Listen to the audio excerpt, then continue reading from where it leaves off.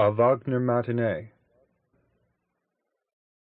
I received one morning a letter, written in pale ink on glassy, blue-lined notepaper, and bearing the postmark of a little Nebraska village.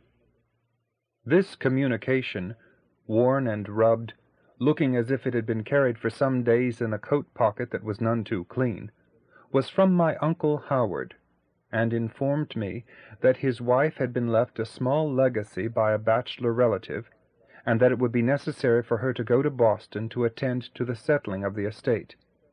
He requested me to meet her at the station and render her whatever services might be necessary. On examining the date indicated as that of her arrival, I found it to be no later than tomorrow. He had characteristically delayed writing until, had I been away from home for a day, I must have missed my aunt altogether. The name of my Aunt Georgiana opened before me a gulf of recollection so wide and deep that as the letter dropped from my hand, I felt suddenly a stranger to all the present conditions of my existence, wholly ill at ease and out of place amid the familiar surroundings of my study. I became, in short, the gangling farmer boy my aunt had known, scourged with chilblains and bashfulness, my hands cracked and sore from the corn-husking.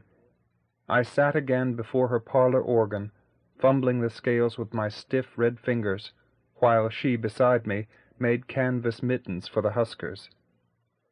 The next morning, after preparing my landlady for a visitor, I set out for the station. When the train arrived, I had some difficulty in finding my aunt. She was the last of the passengers to alight, and it was not until I got her into the carriage that she seemed really to recognize me. She had come all the way in a day coach. Her linen duster had become black with soot, and her black bonnet gray with dust during the journey.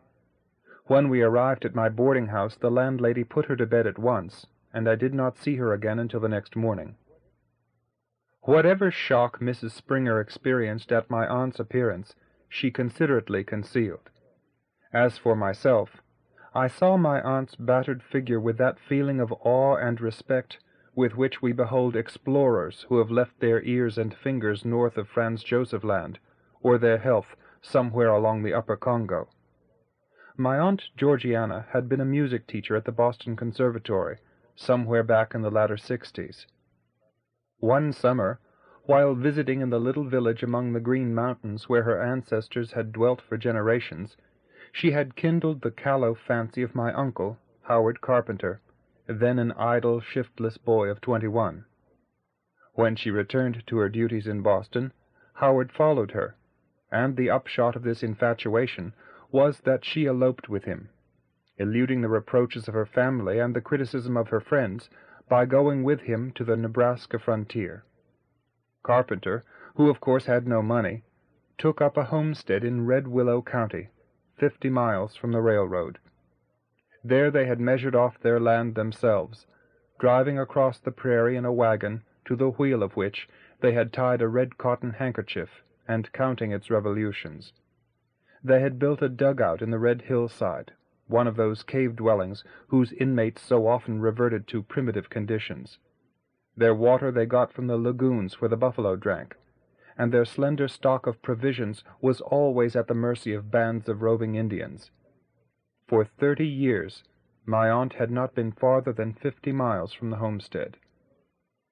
I owed to this woman most of the good that ever came my way in my boyhood, and had a reverential affection for her.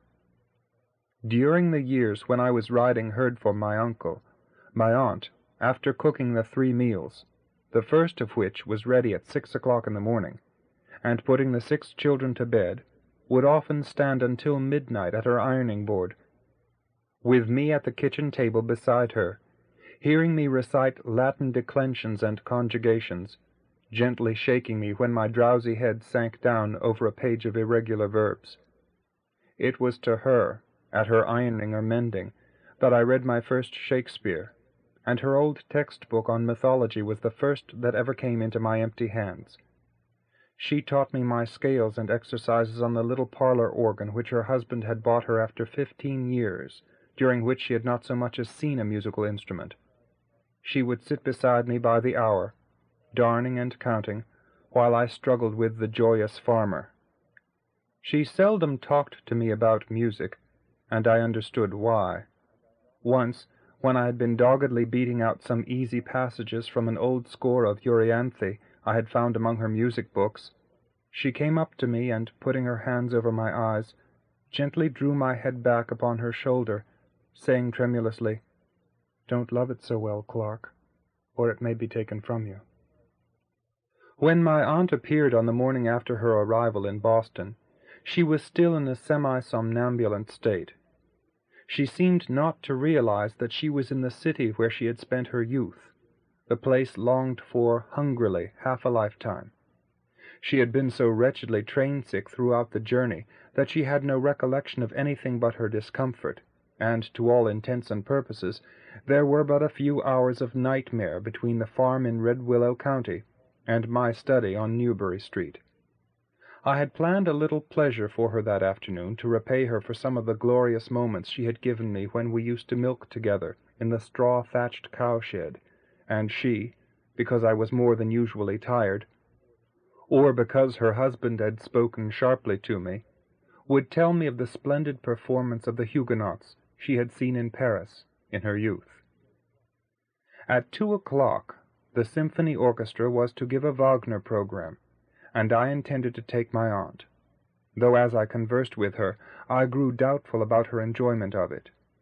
I suggested our visiting the conservatory and the common before lunch, but she seemed altogether too timid to wish to venture out. She questioned me absently about various changes in the city, but she was chiefly concerned that she had forgotten to leave instructions about feeding half-skimmed milk to a certain weakling calf, old Maggie's calf, you know, Clark, she explained, evidently having forgotten how long I had been away.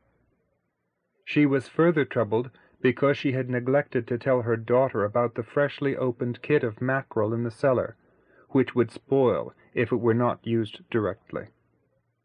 I asked her whether she had ever heard any of the Wagnerian operas, and found that she had not, though she was perfectly familiar with their respective situations, and had once possessed the piano score of the Flying Dutchman. I began to think it would be best to get her back to Red Willow County without waking her, and regretted having suggested the concert. From the time we entered the concert hall, however, she was a trifle less passive and inert, and for the first time seemed to perceive her surroundings. I had felt some trepidation lest she might become aware of her queer country clothes, or might experience some painful embarrassment at stepping suddenly into the world to which she had been dead for a quarter of a century. But again, I found how superficially I had judged her. She sat looking about her, with eyes as impersonal, almost as stony, as those with which the granite Rameses in a museum watches the froth and fret that ebbs and flows about his pedestal. I have seen this same aloofness in old miners who drift into the Brown Hotel at Denver, their pockets full of bullion, their linen soiled, their haggard faces unshaven, standing in the thronged corridors as solitary as though they were still in a frozen camp on the Yukon. The matinee audience was made up chiefly of women. One lost the contour of faces and figures, indeed any effect of line whatever, and there was only the color of bodices past counting, the shimmer of fabrics soft and firm, silky and sheer, red, mauve, pink, blue, lilac, purple, ecru, rose, yellow, cream, and white, all the colors that an impressionist finds in a sunlit landscape, with here and there the dead shadow of a frock-coat. My Aunt Georgiana regarded them as though they had been so many daubs of tube paint on a palette. When the musicians came out and took their places, she gave a little stir of anticipation, and looked with quickening interest down over the rail at that invariable grouping, perhaps the first wholly familiar thing that had greeted her eyes since she had left old Maggie and her weakling calf. I could feel how all those details sank into her soul, for I had not forgotten how they had sunk into mine when I came fresh from ploughing forever and forever between green aisles of corn, where, as in a treadmill, one might walk from daybreak to dusk without perceiving a shadow of change. The clean profiles of the musicians, the gloss of their linen, the dull black of their coats, the beloved shapes of the instruments, the patches of yellow light on the smooth, varnished bellies of the cellos and the bass viols in the rear, the restless, wind-tossed forest of fiddle-necks and bows. I recalled how, in the first orchestra I ever heard, those long bow-strokes seemed to draw the heart out of me, as a conjurer's stick reels out yards of paper ribbon from a hat. The first number was the Tannhäuser Overture. When the horns drew out the first strain of the Pilgrim's Chorus, Aunt Georgiana clutched my coat-sleeve. Then it was I first realized that for her this broke a silence of 30 years. With the battle between the two motives, with the frenzy of the Venusberg theme and its ripping of strings, there came to me an overwhelming sense of the waste and wear we are so powerless to combat.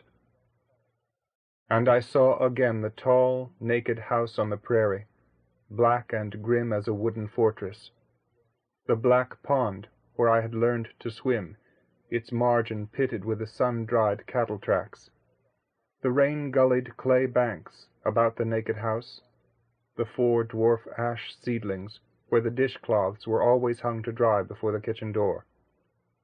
The world there was the flat world of the ancients. To the east, a cornfield that stretched to daybreak. To the west, a corral that reached to sunset. Between, the conquests of peace, dearer bought than those of war. The overture closed. My aunt released my coat-sleeve, but she said nothing. She sat staring dully at the orchestra. What, I wondered, did she get from it? She had been a good pianist in her day, I knew, and her musical education had been broader than that of most music teachers of a quarter of a century ago. She had often told me of Mozart's operas and Meyerbeer's, and I could remember hearing her sing years ago certain melodies of Verdi. When I had fallen ill with a fever in her house, she used to sit by my cot in the evening, when the cool night wind blew in through the faded mosquito netting tacked over the window, and I lay watching a certain bright star that burned red above the cornfield, and sing, "Home to our mountains, O let us return," in a way fit to break the heart of a Vermont boy near dead of homesickness already. I watched her closely through the prelude to Tristan and Isolde, trying vainly to conjecture what that seething turmoil of strings and winds might mean to her, but she sat mutely staring at the violin bows that drove obliquely downward, like the pelting streaks of rain in a summer shower. Had this music any message for her? Had she enough left to at all comprehend this power which had kindled the world since she had left it? I was in a fever of curiosity, but Aunt Georgiana sat silent upon her peak in Darien. She preserved this utter immobility throughout the number from the Flying Dutchman, though her fingers worked mechanically upon her black dress, as if of themselves they were recalling the piano score they had once played. Poor hands! They had been stretched and twisted into mere tentacles to hold and lift and knead with. On one of them a thin, worn band that had once been a wedding ring. As I pressed and gently quieted one of those groping hands, I remembered with quivering eyelids their services for me in other days. Soon after the tenor began the prize song, I heard a quick drawn breath and turned to my aunt. Her eyes were closed, but the tears were glistening on her cheeks, and I think, in a moment more, they were in my eyes as well. It never really died then, the soul which can suffer so excruciatingly and so interminably. It withers to the outward eye only, like that strange moss which can lie on a dusty shelf half a century, and yet, if placed in water, grows green again. She wept so throughout the development and elaboration of the melody. During the intermission before the second half, I questioned my aunt and found that the prize song was not new to her. Some years before, there had drifted to the farm in Red Willow County a young German, a tramp cowpuncher, who had sung in the chorus at Bayreuth when he was a boy, along with the other peasant boys and girls. Of a Sunday morning he used to sit on his gingham-sheeted bed in the Hans' bedroom, which opened off the kitchen, cleaning the leather of his boots and saddle, singing the prize song, while my aunt went about her work in the kitchen. She had hovered over him until she had prevailed upon him to join the country church, though his sole fitness for this step, in so far as I could gather, lay in his boyish face and his possession of this divine melody. Shortly afterward, he had gone to town on the 4th of July, been drunk for several days, lost his money at a faro table, ridden a saddled Texas steer on a bet, and disappeared with a fractured collarbone. All this my aunt told me huskily, wanderingly, as though she were talking in the weak lapses of illness. "Well, we've come to better things than the old Trovatore, at any rate, Aunt Georgie?" I queried, with a well-meant effort at jocularity. Her lip quivered, and she hastily put her handkerchief up to her mouth. From behind it she murmured, "And have you been hearing this ever since you left me, Clark?" Her question was the gentlest and saddest of reproaches. The second half of the program consisted of 4 numbers from the Ring, and closed with Siegfried's funeral march. My aunt wept quietly, but almost continuously, as a shallow vessel overflows in a rainstorm. From time to time, her dim eyes looked up at the lights, burning softly under their dull glass globes. The deluge of sound poured on and on. I never knew what she found in the shining current of it. I never knew how far it bore her, or past what happy islands.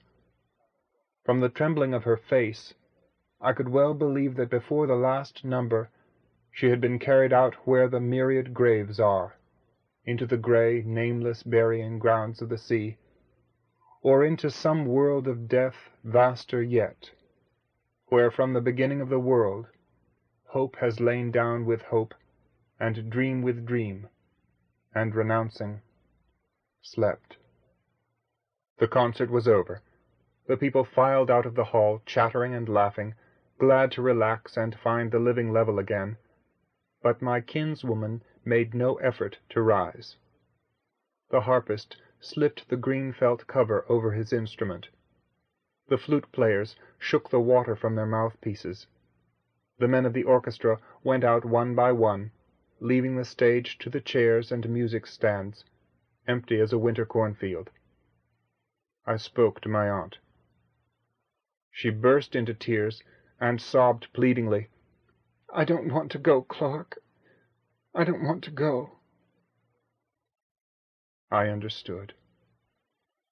For her, just outside the concert hall, lay the black pond with the cattle-tracked bluffs, the tall, unpainted house, with weather-curled boards, naked as a tower, the crook-backed ash seedlings where the dishcloths hung to dry, the gaunt, molting turkeys, picking up refuse about the kitchen door.